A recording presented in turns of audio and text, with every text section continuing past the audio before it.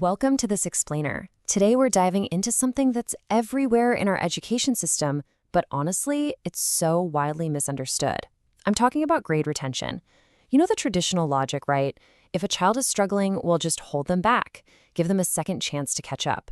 But what actually happens when that child has a learning difference? To help us figure this out, we're formally introducing the work of Dr. Leah Skinner to uncover the hidden truths about grade retention for neurodivergent kids.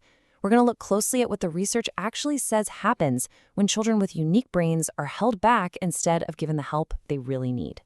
So, let's start with the big, absolutely crucial question. Does repeating a grade actually give a struggling child that necessary second chance, or is the whole approach fundamentally flawed? Think about it. The entire concept of retention is built on this massive assumption. It assumes the core problem is just a lack of exposure. The thinking goes, oh, they just didn't have enough time, or they didn't get enough practice, or maybe even they just didn't try hard enough. But for kids with learning differences, the data makes it crystal clear. That is rarely, if ever, the actual problem. Let's actually bring the student's voice into this because it's pretty eye-opening. Early adolescents often identify grade retention as literally one of the most stressful life events they could possibly experience. Long before she even got her credentials, Dr. Leah, who is a mother of 5 neurodiverse sons, observed exactly what decades of global research now confirms. The kids themselves find getting held back incredibly traumatizing. And this isn't just one random survey either. Multiple studies spanning different countries over 20 years have replicated this exact finding. Yet somehow, when we sit in school meeting rooms, it's almost never talked about like this. To really grasp why it's so stressful and, frankly, ineffective, Dr. Leah emphasizes a critical point. For kids with learning differences, the problem is never the calendar. Repeating a grade is literally just changing the calendar. You're asking a child to endure the exact same instructional method all over again. The real fix? You have to change the method itself. I mean, if a child works incredibly hard for 9 whole months and the teaching style wasn't designed for how their brain actually processes information, asking them to do those same 9 months over again but just harder isn't a plan. It's just an exercise in futility. Section 1. The hidden trauma, the real cost of repeating. Okay, let's move past the theory and look at the hard numbers. A 2024 regression discontinuity study out of New York City public schools shows us a real picture of systemic failure. Get this. Retention actually reduces high school credit accumulation. It lowers the likelihood of students taking standard math and English exams. And even more alarmingly, holding kids back actively increases middle school dropout rates and special education placements down the line.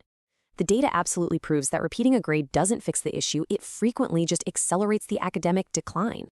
But the academic decline, that's really only half the story here. The emotional toll is just staggering. A 2024 primary school study looking at over 2,000 students found that 36.5% of dyslexic students are exhibiting symptoms of depression. These kids are also showing lower self-esteem, and heartbreakingly, they experience much higher rates of being bullied. Furthermore, 26.3% of those exact same students experience anxiety. And Dr. Leah points out something really important here. These aren't just your baseline statistics. These mental health risks compound significantly when a child is forced to repeat a year of mismatched instruction. Because when school connectedness drops, which of course it does when a child is held back and separated from their friends, the anxiety, the depression, and the conduct problems just spike. And SUSE's 2025 longitudinal data illustrates this compounding effect perfectly.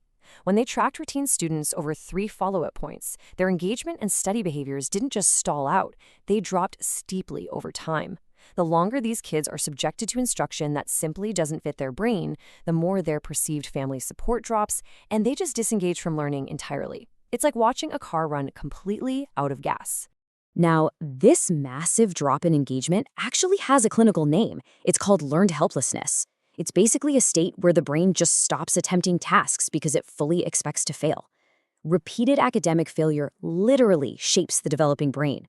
The stress response that fires off every single time a child is asked to read, write, or do math pulls vital energy away from the exact systems they need to learn, things like working memory, executive function, and sustained attention.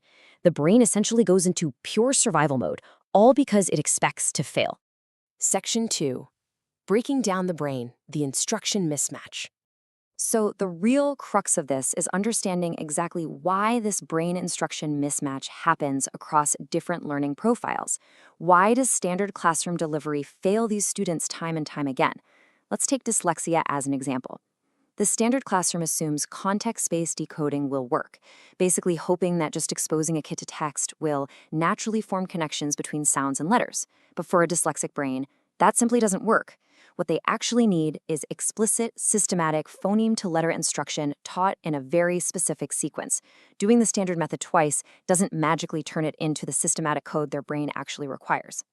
And this systemic failure holds true across the board, whether we're talking about dysgraphia, dyscalculia, or ADHD. Standard classroom expectations consistently fail to provide the direct, adaptive, specialized scaffolding these unique brains need. Take dyscalculia. Standard math pushes memorizing facts and drilling procedures, assuming the child just naturally feels numbers. But they don't. They need instruction that builds adaptive number sense from the ground up. It's the same with ADHD. Standard classes expect independent focus and time management, but those regulatory systems don't function reliably no matter how hard the child tries. They need explicit self-management instruction. Again, simply repeating a grade just changes the calendar, not the delivery. Section 3. The path forward. What actually works? Knowing all of this, what does a real path forward actually look like for these kids? How do we finally stop this cycle of trauma and learned helplessness? Well, the research clearly lays out 3 steps. Step 1, we absolutely have to stop repeating the mismatched calendar.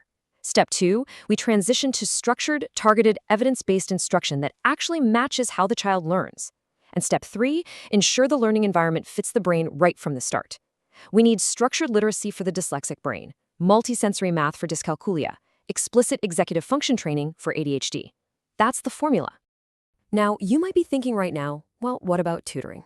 It's a fair question, but Dr. Leah notes that traditional tutoring really just buys time.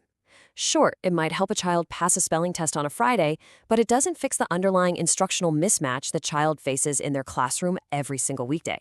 A child with learning differences might not be able to function in a regular school for years without the right continuous remediation built directly into their actual school day. And this specific need for a completely different environment is exactly why places like the Reed Academy of Sacramento exist. As outlined in the research, it's a WASC-accredited private school built from the ground up specifically for learning differences. They don't take a standard curriculum and try to awkwardly adapt it after the fact. No, every classroom uses instruction designed for these brains. They use the Wilson Reading System, Making Math Real, and the Institute for Excellence in Writing. The entire goal is to replace that painful year of repeated mismatch with an environment where the mismatch never even existed in the first place. Which brings us to our final and honestly most important takeaway. If you are a parent or an educator sitting in one of those school meetings and retention is put on the table, empower yourself with this vital question from Dr. Leah. What specifically will be different about the second year?